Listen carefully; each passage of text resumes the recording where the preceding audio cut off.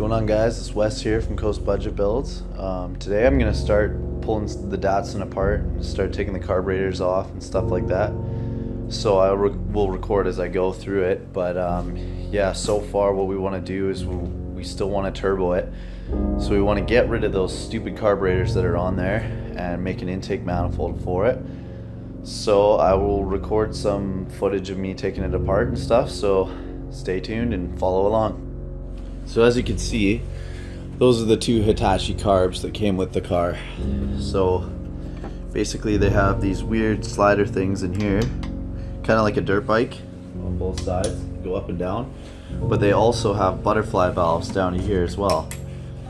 So that's kind of shitty. I don't know, everybody I've talked to has said get rid of them, they're garbage.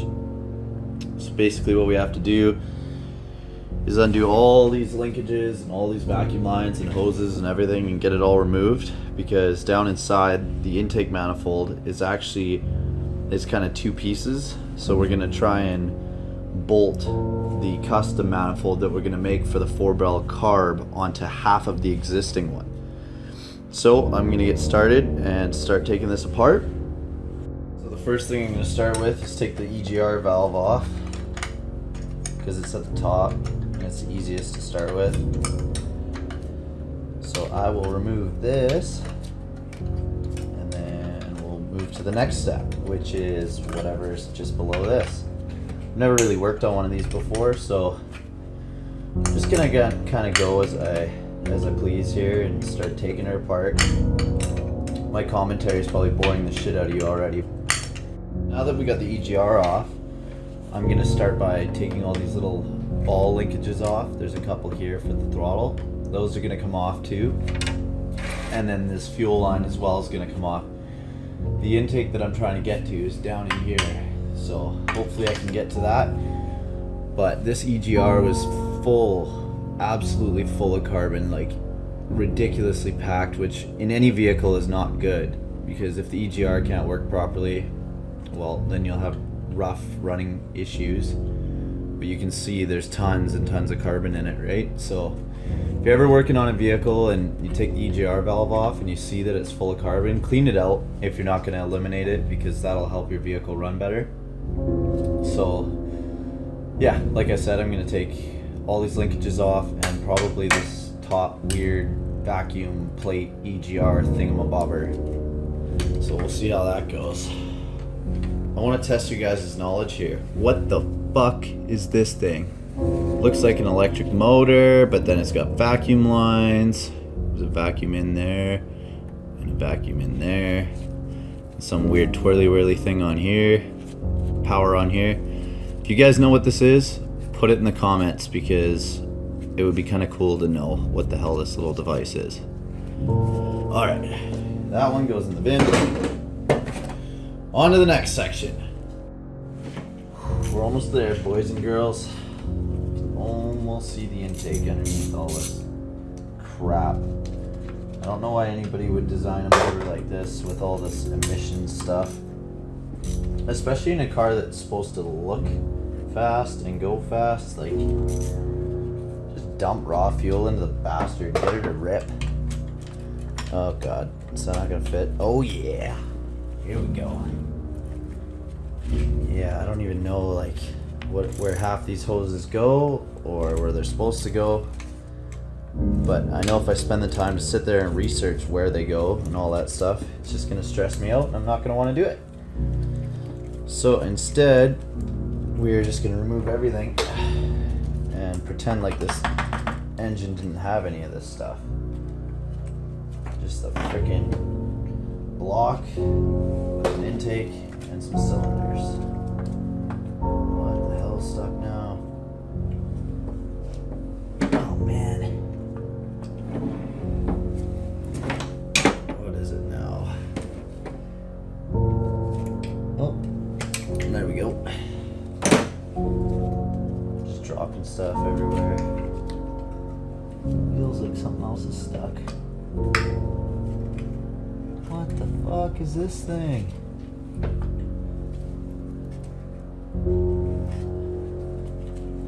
Seriously? another hose attached on the bottom.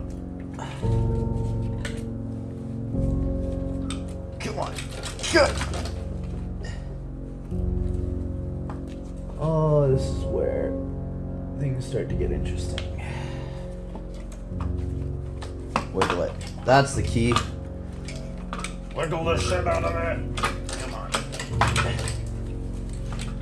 I bet you there's some old school Z car lovers out there right now just dreading what I'm doing to this car, but we don't need this. Feels like it's gonna break off. Come on. Oh, yeah. So, this big ass ugly thing. Oh yeah, ripped it off. That goes in the bin. Not using that. You can see the intake here and here.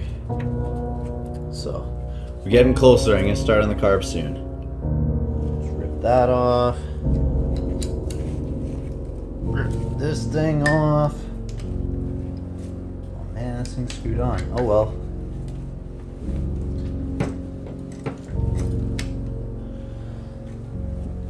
Come on! Oh, I broke one side. Yeah. See, all you gotta do is just wiggle everything. Like you wiggle it, and it comes apart. Wiggle, wiggle, wiggle, wiggle, wiggle. Oh yeah, don't know what that is. That can go bye-bye too. Come on! I guess I have to undo that one. I don't know what these are. It's weird, it's on the exhaust side. It's like they've soldered all the ends shut for some reason. Maybe that was for an air pump or something, who knows. That's another thing. If you guys know what this is, or these are, just let me know in the comments, because that's another thing I'm kind of confused about. I'll have to make block off plates for these holes on the intake. Or we could use those for nitrous. Yeah, nitrous. No, probably no nitrous. Probably blow up. Definitely blow up. Yep. Pull this off. This is such a dumb design. The nuts bottom out on the carburetor. Look at that. See how the nut is right there? Bottoms out on the carburetor before it comes off. So that means you have to undo all four and pull it off at the same time. Maybe we could put one of these carburetors on like a dirt bike or something. No, trash can for sure. Well, instead of you guys being bored as hell watching me try and take these carburetors apart, once I get them off, I'll start recording again because this is ridiculous. Oh boy, so that was a bit of a battle, but look at the size of this contraption. Look at this. You got your butterfly valve here, right? See that? But then on this side, inside there, you got like a slider like on a dirt bike. So you got the slider and the butterfly. This thing is a fucking paperweight. So bye-bye to that one. Right, so we got both the carburetors off. All that vacuum crap, you know, it was all junk. Still looks kind of shitty, but that's okay. Once it's all cleaned up, it'll look good. Anyways, I left the fuel lines because I don't know when the carburetor's mounted here. I'm not sure where the input's going to be for it, so I'm going to leave these two here for now. Also, right here and here is where I was talking about. I'm going to build the couplers that go to the intake. I have no idea what the hell I'm talking about. Wow. Okay, no. Let me rephrase that. I'm going to make a plate that goes here and a plate that goes here, and then there's going to be a pipe that comes out of here and turns, and a pipe that comes out of here and turns, and then there's going to be a mounting plate right here for a 4-barrel. Yeah, I got it that time. Look at all that junk. That's all the crap we took out. Weight reduction. Also, luckily there was these little, I don't know what the hell these are, little plate adapter things, gaskets, whatever the hell you want to call them. They were in here, so that's perfect because I can use that to make a template for the two plates for the intake manifold. So now I got these, got that all apart. I'm gonna start cutting and see if I can mock up the intake for the 4-barrel. Whee! Okay, so here's the plan. I found this chunk of steel that I was practicing welding on and screwing around with. I found that, which is a 4-barrel carburetor gasket, and I can use that as a template. And then I found obviously those, so I have to make a bunch of those, well, 2 of those out of this steel, this chunk, and then I'm gonna try and make a top plate because this is like just the right size out of that. So I'm gonna cut all this, and people might say, oh, you can't use steel for an intake. Well, they make cast iron intakes, and this piece of steel was free. So I am going to use these and cut that to make the beginning of the intake. I cut these plates out using the plasma cutter and ground them down a little bit.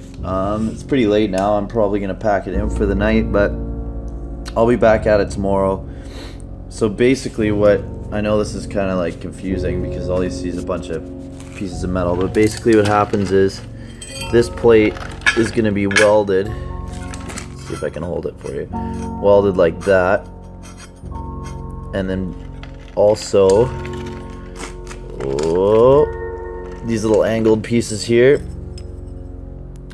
will be, oh, that's a shitty one. Let's see if I can get a better one. Welded on the side like this, like that, on both sides. So basically the carburetor is going to mount here, and then inside what I'm going to do is I'm going to have these plates obviously cut down. That's what these little ones here are for. These ones are going to be cut down and on an angle, basically like this. Let's see if I can do it. One's going to be like that, one's going to be this way, but they're going to be tipped together. You know what I mean? Kind of, sort of, like that. I know that looks like shit, but whatever. It's gonna be like that, sort of, once it's all ground down and nicely fitted. Then what's gonna happen is, this one's got a hole in it already, but I still gotta grind it out. These little plates, this one needs to be drilled still, but these, let's go over here, dun dun dun dun dun dun. These are gonna go on right here.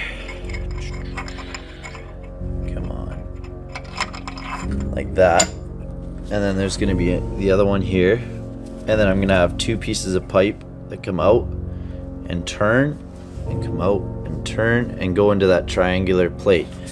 I'll grab the plate just so you can have a better idea before call it a night. Okay, let's see. Most you car guys will get the idea.